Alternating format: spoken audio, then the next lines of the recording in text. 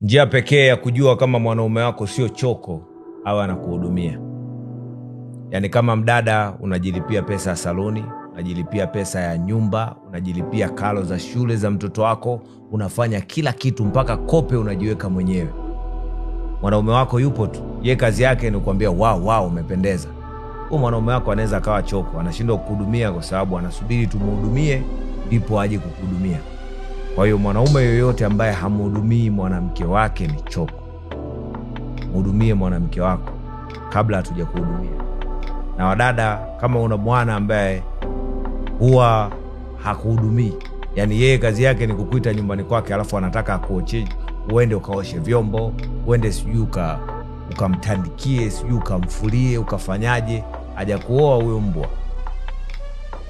Njia pekee ya kujua kama unatembea na straight man, mwanaume lijali ambaye anajitambua na kujijua yeye ni mwanaume, anafaa ajue kwamba anahitajika kukupa pesa. Mwanamke anataka kupatiwa pesa.